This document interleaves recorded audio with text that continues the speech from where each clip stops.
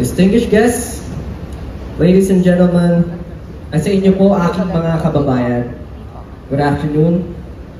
I never really expected to find myself being a Goodwill Ambassador for the Youth and Arts. I'm such a proud 18 right now. I'm feeling so good. Never even imagined the success that we are experiencing because of our passion in music and jazz. And never would have anticipated to give a speech in front of all of you. But the arts has paved the way to these opportune moments. Bilang mga awit at tagapagtanghal, lubos namin pinapahalaga ng sining at kultura. Sapagkat ang musika ang naging daan upang maibahagi namin ang aming mga kwento, mga salaysay na sumasalamin sa isang bayang nagpapahalaga, umiibig, at Josh Cullen, you are amazing.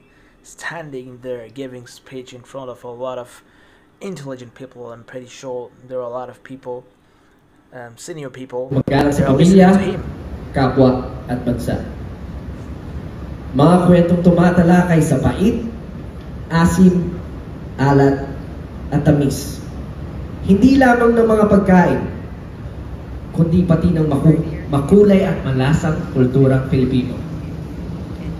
Kaya naman, hinihikayat ko ang bawat isa, lalo na mga kabataan, na alamin, tangkilikin at pagyamanin ng ating mga kwento at patuloy nawa itong manatili sa kamalayan ng bawat Filipino dito sa Malaysia. Together, let us form narratives that embodies our experiences dito sa Malaysia. Together, let us form narratives that embodies our experiences, heritage, and values.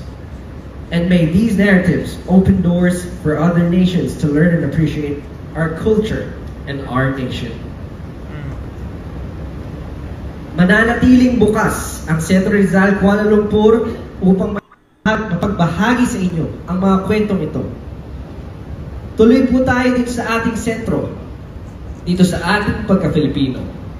At sabay-sabay po natin sabihin, Centro Rizal, sentro ng Filipino. Tuloy po kayo. Maraming salamat at maligayang magbubukas sa Centro Rizal, Kuala Lumpur.